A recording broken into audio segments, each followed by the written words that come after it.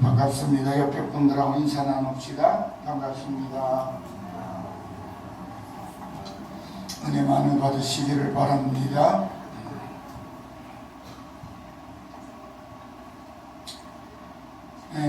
오늘 새벽에도 그런 말씀을 드렸습니다만은 우리 사회에는 너무나 안타까운 일들이 많이 있죠. 여러분들 생각에는 어떠겠어요? 여러분이 재산이 한 20억쯤 되고 직장도 괜찮아서 누구나 여러분 앞에서 어른 대접해주고 상급자 대접해주고 그만큼 대접받으며 살 수 있으면 여러분 그래도 돈을 더 모아야 하고 그래도 더 높은 자리로 올라가고 싶어 할까요? 아니면 이만하면 됐다라고 생각하시겠습니까? 이런 질문하면 전부 다 그만하면 됐다고 생각해요. 왜 그런 줄 아세요? 그만큼 아직 안 되기 때문에 그만큼 하면 더 바랄 게 없어서 그런 거예요. 그런데 우리나라에는 지금 상위 1% 정도 되는 사람들, 경제적으로나 사회적인 지위가 저 꼭대기 100사람 중에 한 사람쯤 되는 사람들 때문에 우리나라는 불행하고 정직하지 못하고 모두가 희망을 품지 못하는 그런 세상이 되어버리고 말았어요. 여러분 왜 그럴까요? 왜 세상 사람들은 가질 만큼 가지고 올라갈 만큼 올라갔으면 우리는 생각해 그만하면 충분할 것 같은데 더 욕심을 내고 더 높은 자리에 올라가지 못해서 상대방을 짓밟고라도 상대방을 어떻게 해쳐서라도 나는 올라가야 하고 더 많이 가져야 되고 그럴까요? 재산을 수백억씩 가지고 있는 사람이 그래 세금 당연히 내야 될 세금 몇천만 원 그거 안 내려고 온갖 부정한 방법 정직하지 못한 일들을 동원할까요? 그러다가 한번 걸리면 신문에 TV에 온 세상에 정직하지 못한 불의한 부도덕한 사람이라고 소문이 날 텐데도 말이죠. 여러분 모험 중에 그런 모험이 어디 있어요? 그런 거 안 해도 사람들이 대접해 줄 만큼 자리를 잡았는데 거기서 조금 더 올라가려고 다른 사람보다 더 많이 가지려고 하다가 세상에서 가장 몹쓸 끔찍한 사람 취급을 당하는 위험성이 다분히 있는데도 왜 자꾸 그럴까요? 그게 세상에서 크고자 하는 사람들의 생각이 그래서 그런 거예요. 지금 우리나라의 혼란은 자기를 높이려고 하는 사람들의 욕심과 그들이 저지르는 부정 때문에 일어난 매우 부끄럽고 불행한 현상을 겪고 있습니다. 저는 이렇게 생각합니다. 스스로 너무 잘난 사람들의 죄가 너무 크다.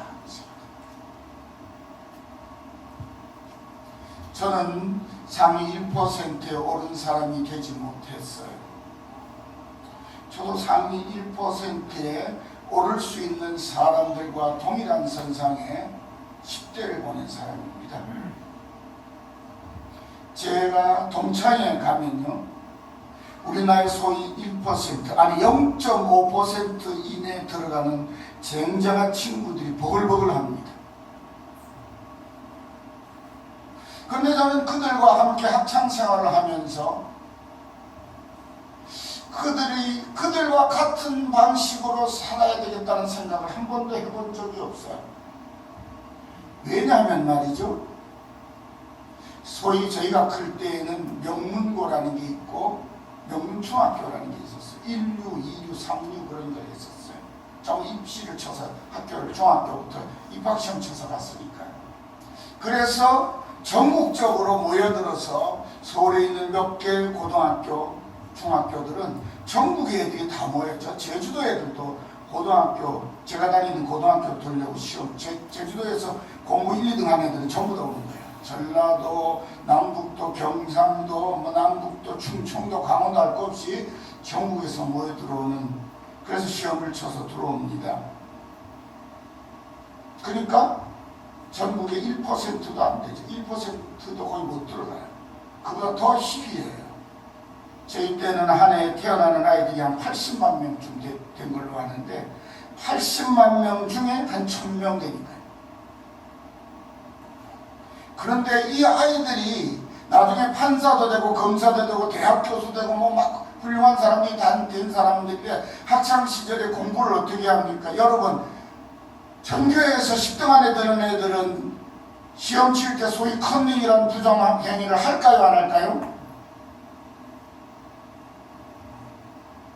그 천재들 중에 또 상위 1% 내에 1% 내에 들어가는 애들이 시험 칠 때 성적 점수 더 받으려고 부정행위 할까요, 안 할까요? 무슨 할 필요가 있겠어요? 공부를 그렇게 잘하는 애들인데. 그런데 합니다.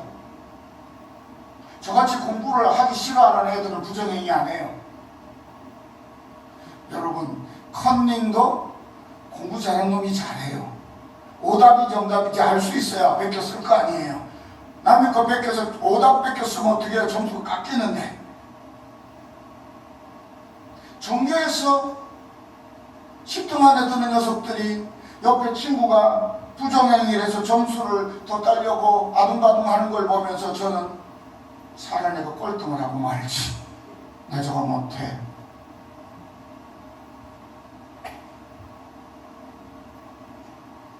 저는 그때부터 남에게 이기기 위해서 경쟁하는 게 할 짓이 못 된다는 생각이 들었어요.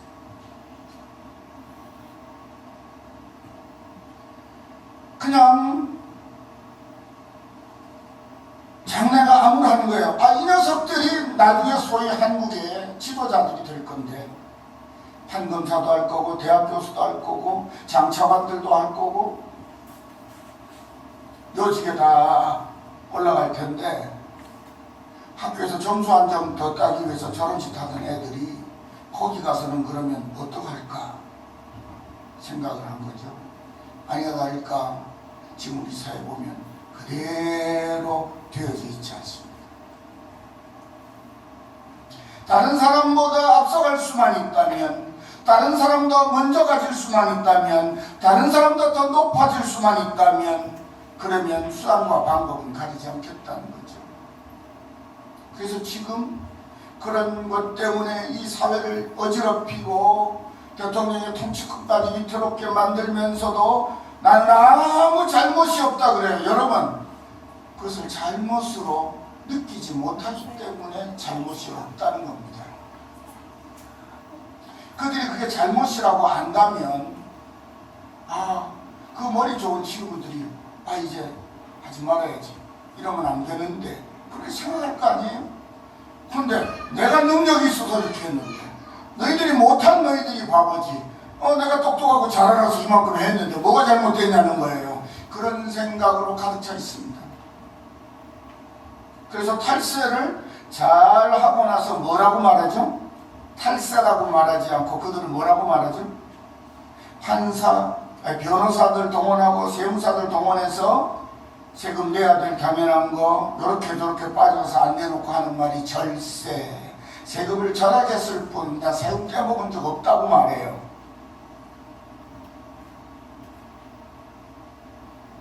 자기네들끼리 서로 봐주고 서로 눈 감아주고 다 그래놓고 우리 사회의 관례가 그렇다고 그렇게 둘러댑니다. 그러면서 자기네들끼리만의 잔치를 날마다 벌리고 있죠. 그러니 젊은 세대들 가운데 머리가 뛰어나고 그래도 생각이 좀 있는 친구들 출세하고 잘 되려면 저런 방식으로 살아야 되는. 그래서 뭐부터 배워요? 부정하는 방법, 부패한 사람들이 어떻게 해서 힘을 가지게 되고 권력을 끌어모으는지, 어떻게 하면 돈을 끌어모을 수 있는지를 따라하게 되는 거예요. 어떤 부작을 가르치는 사람이 이렇게 얘기했어요. 부자들을 욕하지 말라. 부자를 욕하면 절대로 부자가 될 수 없다.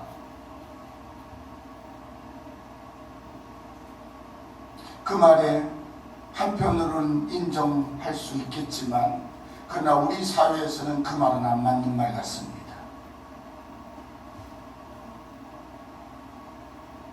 여러분, 제가 지금 강단에 서서 목사가 정치적인 얘기를 하고 있다고 생각하실 수 있지만 저는 지금 정치적인 얘기를 하는 게 아니고 우리 사회의 윤리 도덕에 대한 얘기를 드리고 싶은 거예요.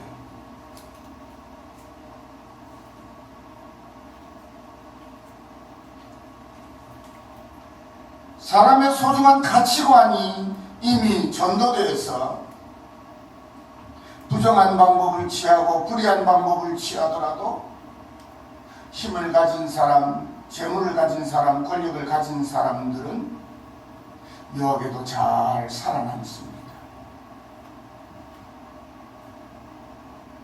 대신에 그들이 부귀를 누릴 수 있도록, 그들이 힘을 행사할 수 있도록 그들의 밑받침이 되어준 우리의 보통 사람들은 최저임금 시간급이 6,030원인데 그것도 많다는 얘기를 합니다. 그렇게 열심히 해가지고 한 달 꼬박 일을 했더니 126만 원 정도를 벌 수 있대요. 부부가 그렇게 정규직을 얻지 못하고 제대로 된 직장을 얻지 못해서 비정규직으로 일해야 된다면 부부가 둘이 아이 키우면서 둘이 벌어 252만 원 가지고 아이들 학교 공부시키고 살림하고 집세 내고 뭐하고 옷 사입고 언제 여름 휴가 가겠습니까? 그런데 그게 많다고요?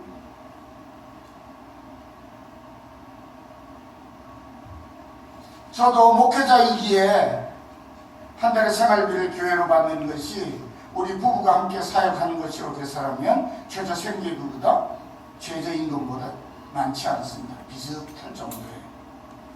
근데 우리 목회자니까 교회에서 보살펴주는 것도 있지만은 우리 자신들이 경제생활 수준들을 먼저 낮춰놓고 사는 것을 당연하다고 생각하니까 불편함이 없이 삽니다. 그리고 우리는 이미 나이가 늙어서 자녀들이 다 컸어요. 그래서 우리 둘이만 잘 먹고 잘 살면 돼요. 그러니까 충분해요. 그렇지만 여러분, 지금 젊은 세대들이 자녀를 키워야 하고 장래를 꿈꿔야 할 사람들이 그 돈으로 사라집니까? 안 사라집니까? 살기 버거워요. 그런데 자기들은 한 달에 용돈을 수백만 원씩 쓰면서 자기가 부리는 일꾼들에게는 그걸 못 주겠다고, 그게 많다고 불평하면 됩니까? 안 됩니까? 그게 사람이 할 짓이에요.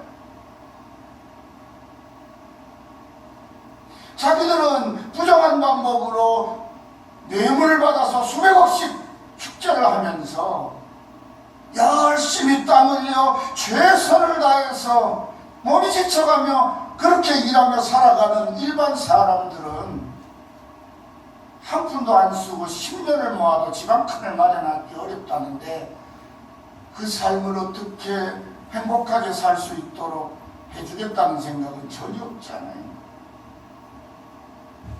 저는 우리나라 최저임금이 시간급으로 1만 원이 돼야 된다고 주장하는 사람들의 이야기에 동의합니다.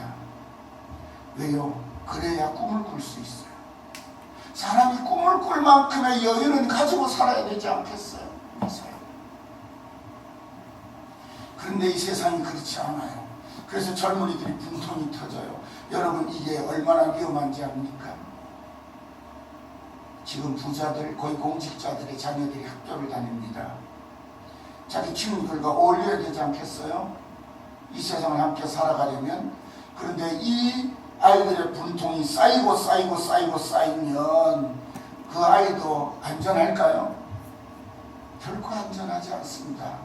누군가에는 화풀이를 해야 살아남을 거 아니에요. 안 그러면 스스로 터져 죽을 것 같으니까 이 아이들이 화풀이를 하죠. 그래서 묻지마 살인 같은 게 나오는 겁니다.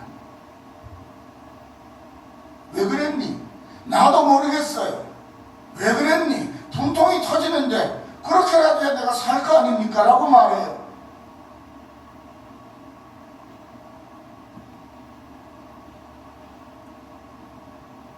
저는 이전에 우리 아이들을 키우면서 그런 생각을 했어요.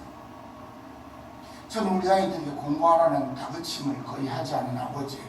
어떻게 우리 한국식으로 하면 참 무책임한 아버지죠. 너희들이 알아서 공부해라. 너희가 좋아하는 거 해라. 지금도 그럽니다. 너희들이 좋아하는 것을 직업으로 가지고 할 수 있으면 제일 좋겠다. 즐겁지 않니? 근데 우리 사회는 그게 아니고 돈 많이 받는 것을 직업으로 해라. 돈 많이 벌 수 있는 걸 해라. 왜 우리 사회가 이렇게 되어버렸을까요? 우리 사회 가치관이 오늘 본문에 나오는 대로 세상에서 누가 제일 큰 사람이냐 라는 것에 길들여져 있어서 그래요. 그런데 말이죠, 이 이야기 오늘 본문에서 안타까운 것은 예수님의 제자들도 똑같은 생각을 가지고 있었어요. 마태복음에는 그때 제자들이 예수께 나와 이르되 천국에서 누가 큽니까? 라고 물었다고 되어 있죠. 그런데 다른 복음서는 그 전에 이야기를 먼저 설명을 좀 해줍니다. 근데 뭐냐, 제자들이 예수님 따라오면서 자기네들 중에 우리 중에 누가 더 크냐고 자리 다툼을 했어요. 아니 뭐 제일 먼저 부름받은 사람이 베드로인지, 베드로가 첫 번 부르면 베드로가 우리 중에 최고일 거야. 뭐 그래고 자기네끼리 막 서열점하는 거예요. 예수님이 다 듣고 계셨으면서도 제자들과 따로 이렇게 앉아있을 때 예수님 너희들이 길에 오면서 뭐라고 그렇게 자꾸 말싸움들을 했니? 라고 물으셨어요. 그랬더니 우리 중에 누가 큰지를 그러느라고 예수님의 무릎 앞에서 감히 그 얘기는 못하고 둘러대기를 천국에서는 누가 큰지 압니까? 라고 물은 겁니다.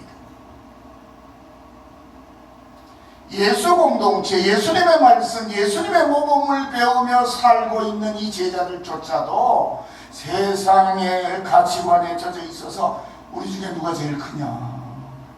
우리 예수님이 예루살렘 왕이 될 것 같은데 그때 가서 국무총리는 누가 할 거고 장관은 누가 할 거고 그런 말로 비서실장은 누가 할까? 그러고 싸우고 있는 거예요 지금.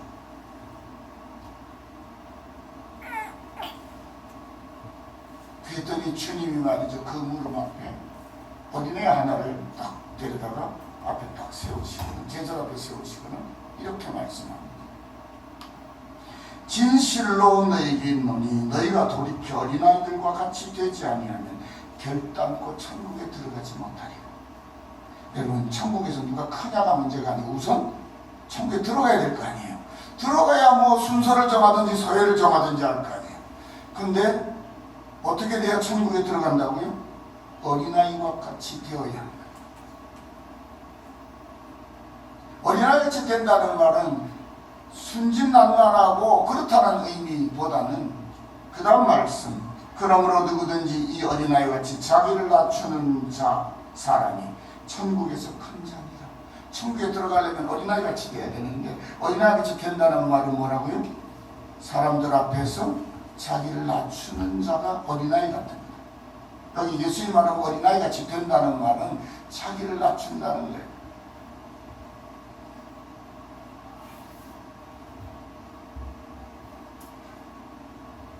우리들 가운데 누가 가장 큰 자인가? 누가 가장 힘이 센가? 누가 많은 것을 가지고 있느냐?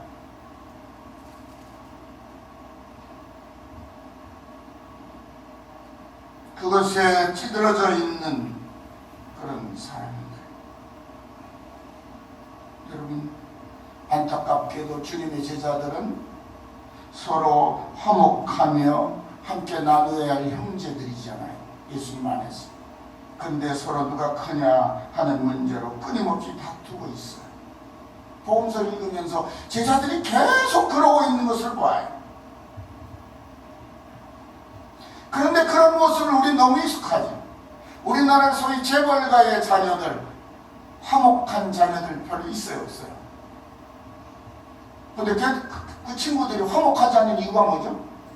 아버지 유산 누가 더 많이 가질 거냐는 문제를 가지고 다투느라고 화목이 안 되는 거예요. 가진 것이 없어 그럽니까? 적어도 재산이 조 단위로 가지고 있는 형제들끼리도 싸워요. 여러분, 조가 얼마나 많아요? 감도 안 잡히시죠? 저는 어릴 때 철없을 때 조그래서 조는 좁쌀알 좋은 줄 알았어요. 지금도 그런 생각해요. 저 사람들은 수조 원을 가지고 있는데 좁쌀알 한 대 빡죽으로 생각하는 것 같아요. 그래서 싸우는 거예요. 더 많이 가지겠다. 네가 나보다 1조 더 가졌지, 네가 나보다 2조 더 가졌지, 그러니까 안 돼, 도로 내놔. 그러니까 무엇 때문에 한 형제가 화목하지 못한 거예요? 누가 더 많이 가질 것이냐, 누가 더 대접을 받을 거냐, 뭐 끊임없이 싸우는 거예요. 여러분, 그것이 우리 사회의 지금 모습이에요. 그래서 모두가 출석입니다. 1등부터 꼴등까지. 사법위원, 우리나라 제도를 보면 사법연수원을 조립하면요, 지금은 더 많아졌지만 옛날에 사법연수원 300명이 정원일 때가 있어요. 300명 중에서 100명 안에 들으면은 판사를 할 건지 검사를 할 건지 자기가 정해요. 선택할 수가 있다고요. 그래서 정원이 채워지고 나면 그 다음번에는 성적 순서대로 끊는 거예요. 그래서 성적 순서대로 사법연수원 졸업했는데, 대한민국에서는 내노라는 수재들이 공부해가지고 300등 안에 들어서 졸업을 했어요. 그랬는데 판검사 못 가면 변호사로 가면 그때부터 나고자 취급을 하는 거예요. 우리 사회가 그래요. 그 사회에서 그런다고요. 법률가들 사이에서는 사법연수원 몇 등으로 졸업했느냐가 평생 달고 다니는 거예요. 이국 나라가.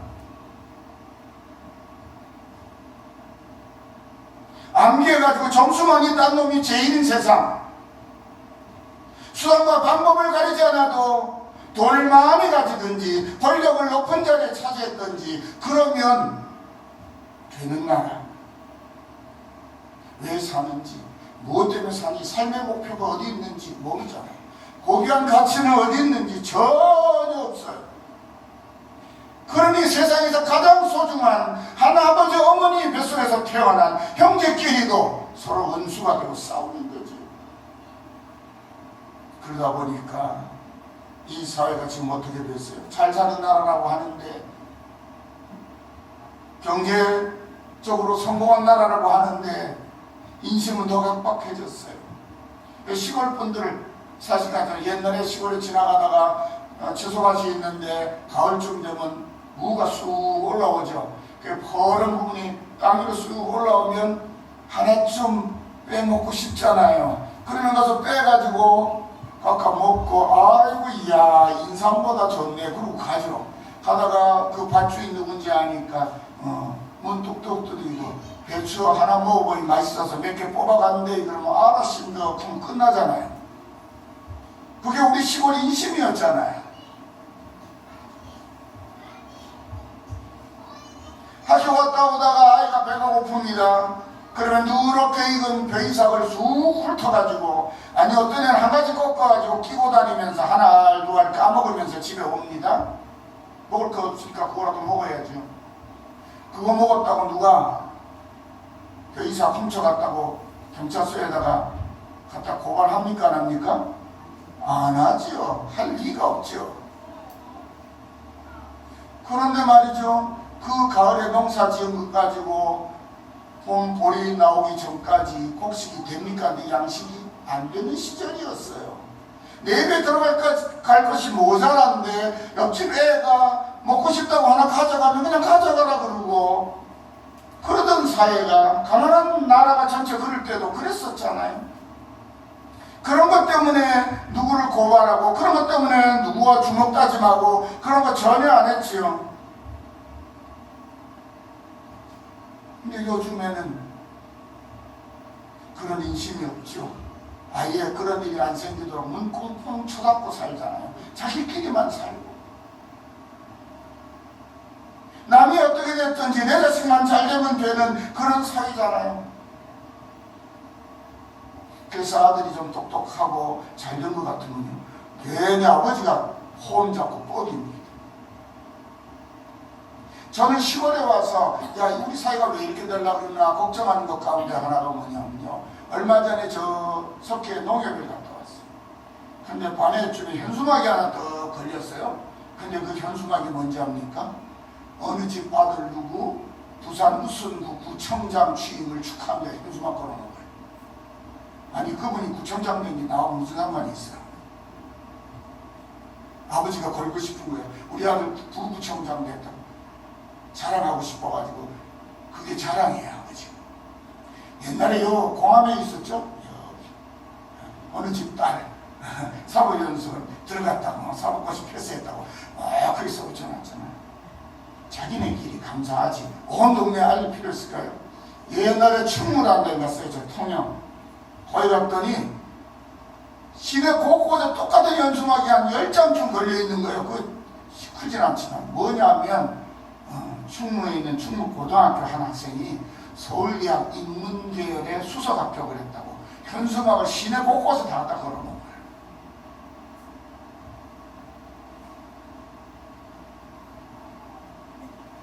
상봉면은 좀 작은 동네라서 그런지 뭐 서울대만 들어가도 한 현수막 하나 걸더라고요. 그럴 줄 알았으면 우리 아들 것도 하나 걸어 놓을 텐데.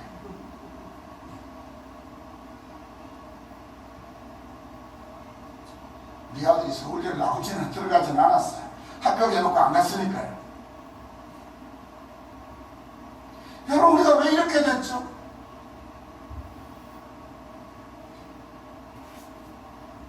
오늘 이웃분들과 우리 성도들하고 함께 모인 이 자리에서 저는 우리들의 마음과 생각을 좀 바꿔야 되겠다, 그런 생각을 가지고 이 말씀을 준비했습니다. 그러면 주님 말씀은 천국에서 큰 자는 어떤 사람이라고 말합니까? 여러분, 이렇게 말합니다. 오늘 보면 너희가 돌이켜란 말이 뭐죠? 돌아서라는 거죠. 어디로 가고 있는 거예요? 누가 더 크냐? 누가 더 크냐? 그런 생각으로 상대방을 인정하지 않고 서로를 소중히 여기지 않는 그런 생각, 그런 가치관에서 돌아서라는 거예요. 어린아이와 같이 남을 섬기는 자가 되지 못하면 결코 천국에 들어갈 수 없고, 그렇게 하지 못하면 하늘에서도 여전히 큰 자는 못 된다는 거죠. 이 말씀을 우리 성도님들에게 이렇게 전해드리고 싶습니다. 여러분, 하늘과 땅 사이에 가장 크신 분이 누구시죠?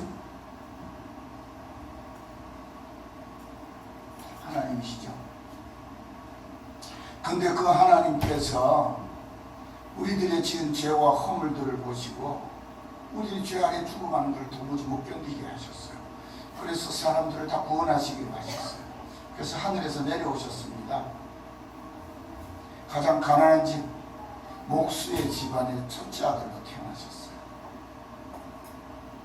여러분, 요즘에는 목수가 일당도 많이 받지만 옛날에 목수는 뭐예요? 남의 집 문도 고쳐주고 뭐도 해주면서 뭐예요? 그냥 근근히 벌어 먹고 사는 사람이 목수예요. 농토가 많으면 농사 지을 텐데 농토가 없으니까 목수를 하는 거예요. 손재주를 하는 거니까. 아침 6시에 나가서 저녁 6시까지, 옛날에 예수님 당시에는 아침 6시부터 10시까지 하루 품삯을 받는 12시간 노동인 시대예요. 그러면 새벽같이 밥 먹고 나가야 돼요. 그래가지고 하루 종일 일을 합니다. 그래서 한 데나리온을 받아오면 자기 식구 하루 겨우 끼니 해결할 정도. 그런 집안에 맏아들로 태어났으니까 어릴 때 배 많이 골았을까요? 안 골았을까요? 많이 고셨을 거예요. 그렇게 해서 자기가 30살이 될 때까지 아버지 일찍 돌아가시고 5남매 동생, 6남매 동생들을 잘 뒷바라지했어요. 아버지 대신. 그러시고 공생에 나셨었어요. 근데 그분은 말이죠, 가정에 있을 때는 가족을 섬기는 사람이었어요. 그런데 그 집에 맏아들이고 아버지가 없으니까 그 집에서 제일 큰 사람입니까? 제일 작은 사람입니까? 제일 큰 사람인데 뭐 하는 사람이에요? 온 가족의 생계를 책임지기 위해서 종노릇하는 사람이에요. 사회에 나왔습니다. 하나님의 복음을 세상에 전하기 위해서 제자들을 불러 모으십니다. 그래서 제자들을 가르치시고 인도하시는데 예수님이 항상 어른 대접을 제자들로부터 받곤 있지만 세상 사람들로부터 그런 대접을 받나요? 아니죠. 주님은 얼마나 피곤하셨던지 풍랑이는 배에서도 곤히 잠이 들고 떨어질 만큼 그렇게 항상 피곤해 하실 만큼 일하셨어요. 주님은 마지막에는 당신들의 제자를 불러 모아놓고 저는 식사하는 자리에 일어나셔서 제자들을 전부 앉혀놓고는 당신께서 세숫대에다가 물을 뜨고 그리고 수건을 허리 하나 들고 와서 제자들의 발을 하나씩 나를 주라 또는 랍비라 부른다. 맞다, 내가 너희의 스승이고 너희 주다. 그러나 나는 너희들 가운데 섬기는 자로 있노라. 그래서 내가 너희 발을 씻긴다고 그렇게 말합니다. 그리고 제자들에게 말해요. 내가 주와 선생이 되어 너희 발을 씻겼으니 너희도 서로 발을 씻기는 것이 마땅하니라. 그러니까 주님의 제자로 산다는 건 뭔가 아니 남을 섬기는 종로로서 자기 천직으로 알고 살아야 되는 사람이란 뜻입니다. 그런데 그분이 하늘에서 가장 크신 분, 가장 높으신 분이에요. 세상에서도 모든 그리스도인들이 그분을 우리의 주님으로, 우리의 왕으로 모시는 가장 우리의 높으신 어른입니다. 근데 그분은 모든 것을 섬기는 일을 위하여 당신의 모든 것을 내어주신 분이에요. 그분이 친히 하신 말씀입니다. 천국에서 큰 자가 되려면 모든 사람의 종이 되어야 하리라. 여러분, 우리 그리스도인이란 가까이 있는 사람이든지 멀리 있는 사람이든지 친숙한 사람이든지 아니면 그만한 사람이 관계없이 모든 사람을 섬기겠다는 마음을 가지고 사는 사람이 그리스도입니다. 왜냐하면 우리는 그리스도를 주라 부르고 그분을 따르는 사람들이기 때문에 그렇습니다. 예수의 사람이 예수님을 본받지 않고 예수님을 따르지 않으면 그건 예수의 사람이 아니에요. 높은 자리를 차지하기를 좋아하고 세상에서 더 많은 것을 누리기를 좋아하는 것은 나는 예수님의 사람이 아니라고 스스로를 드러내고 사는 것과 똑같아요. 언젠간 말씀드렸습니다마는 목사가 부자로 살아서는 안 되는 이유가 나의 주님이 부자로 사신 적이 없기 때문입니다.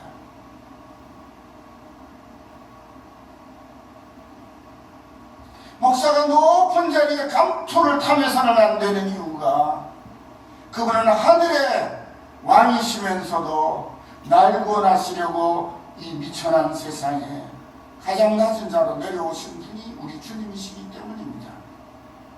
내가 주님보다 높아질 수는 없잖아요. 내가 주님보다 잘난 사람이 되어서는 안 되는 거 아닙니까? 그러니 그분처럼 온전히 다 하지는 못할지라도 그분이 하신 모습들을 흉내라도 내면서 살아야 되는 게 우리들 아니에요? 그런데 놀라운 것은 그렇게 하면 우리를 하늘에서 가장 큰 자로 인정해 주시겠다고 말씀하시고 계신다는 거예요. 누가요? 바로 그분이. 그분이 그러면 자신을 낮추고 모든 사람을 섬기는 가장 기본이 되는 도리를 무엇이라고 말씀하시는가? 아니 5절 6절 말씀. 또 누구든지 내 이름으로 이런 어린아이 하나를 영접하면 곧 나를 영접함이니 누구든지 나를 믿으니 작은 자 중 하나를 실족하게 하면 차라리 연자 맷돌이 그 목에 달려서 깊은 바다에 빠뜨려지는 것이 나으니라. 이 말씀이 뭡니까? 예수님을 반갑게 우리가 모셔드리듯이 어린아이라도 한 생명을 천하보다 귀한 존재라는 사실을 알고 가볍게 생각하지 말고 함부로 대하지 말고 무시하지 말고 만약 그렇게 하면 낭패를 본다는 거예요. 다른 사람을 함부로 대하는 것, 함부로 자기보다 사회적으로나 경제적으로나 어떤 면에서 좀 떨어진다고 부족한다고 생각해서 내리다보고 깔보고 무시하는 태도는 큰일 나는 거예요. 큰일 나는 거예요. 얼른 보세요.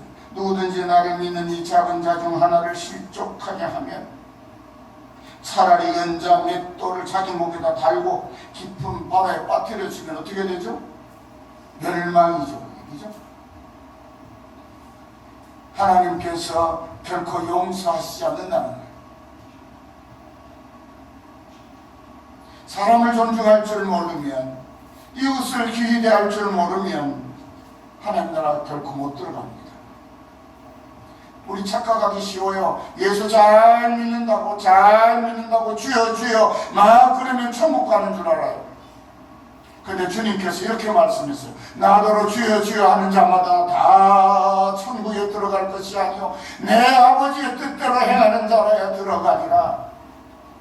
마지막 날의 심판대 좌우편에 한쪽에는 염소무리들이 한쪽에 양무리들이 있습니다. 염소무리들이 말합니다. 우리가 주의 이름으로 이겼다고, 우리가 주의 이름으로 이겼다고, 우리가 선지자 노릇다고 안 한 게 없습니다. 그랬더니 예수님이 뭐라고 말씀하셨어요? 얘들아 나는 너희를 도무지 모르거든. 너희들 누군데? 그렇게 대답하시겠다고 하셨어요. 아니 주님 이름 우리가 못하고 그거 다 너 위해서 하고 너 때문에 했지. 언제 너희들이 날 위해서 내 뜻을 따르기 위해서 그렇게 했니? 너희들 좋으려고 너 다 그랬지. 여러분 우리도 마찬가지예요. 똑같습니다. 그때 주님의 말씀 오늘은 유효하지 않나요? 영원토록 주님의 말씀은 우리에게 유효한 거예요. 그래서 우리는 다른 사람을 먼저 존중하고 귀히 여기는 자세부터 가져야 돼요. 혹시라도 내가 하나 더 가지기 위해서 저 사람이 눈물을 흘려야 되겠다고 하면 더 가지기를 포기해야 되는 게 그리스도인입니다. 내가 한 자리 더 높아지고 싶은데 나 때문에 저 사람이 억울하게 당했다고 하는 생각이 들 것 같으면 그러면 내가 높아지기를 거부해야 돼요. 아 이만하면 족하다라고 느끼죠. 여러분 저는 억지로 이렇게 위안을 삼습니다. 높은 자리에 올라가면 나는 어지러워. 그래서 여기가 좋아. 저는 정말 이제 나이도 그래서 그런지 높은 데 올라가면 불안해요. 예전에는요 잠깐만 우리 교회 높이 저기 높이만큼 된데 천장도 지붕도 하나도 안 돼 있고 나무로 이렇게 얼기석기 지붕 덮으려고 얼거놓는데 올라다니면서 제가 나무도 짜고 지붕도 덮고 그런 목수 노릇을 맨날 했어요. 목수도 아닌데 목수들 데리고 일하면 목수들이 저 따라 일을 하면 생똥을 쌀 정도로 힘들어했어요. 우리 집안 사람들이 제가 일하는 집 짓는 거 보면 쟤는 다람쥐도 아닌데 어떻게 저렇게 잘 다니냐고 했어요. 근데요 저는 이제는 다 지붕 해놓은 저 꼭대기 올라가도요 다리가 후들거려요. 나이가 든 현상입니다. 왜 제가 높은 자리 더 많은 것까지 않으려고 하면요 더 많은 재물을 가지고 있으면 욕심이 점점 더 생길까봐 겁나서 안 가지려고 그러는 거예요. 참 신기해요. 많이 가지면 더 가지고 싶어요. 여러분 한번 여쭤볼게요. 여러분 손 한번 들어봐요. 돈이 지금 900만 원이 있어요. 그러면 900만 원을 가지고 한 500만 원, 400만 원 좋은 일에 쓰고 싶다는 생각이 먼저 듭니까? 아니면 900만 원에 100만 원만 더 붙으면 1000만 원 되는데 그래가 1000만 원을 모아가지고 1000만 원을 내려고 합니까? 1번 500만 원만 남겨놓고 400만 원 좋은 일에 쓴다. 1번 그 다음에 아니야 아차까지 이왕 모은 김에 900만 원 모았으니까 아차까지 그래도 100만 원을 더 모아서 1000만 원 만들어야지. 2번 자 둘 중에 하나 1번 손 들어보세요. 2번 손 들어봐요. 그렇죠. 안 드는 사람은 1번 사실은 나는 2번인데 1번 하면 바보 좋긴 좋은데 내 마음이 허락치 않아. 400만 원 나 쓸 용기가 없어. 100만 원 돼서 1000만 원 만들면 정말 지독하다 소리 들까봐 창피해서 못 들겠어. 양쪽 헷갈린 사람 손 안 드셨을 거예요. 대부분이 어떻게 생각하죠? 100만 원 보태가 1000만 원 만들고 싶어 해요.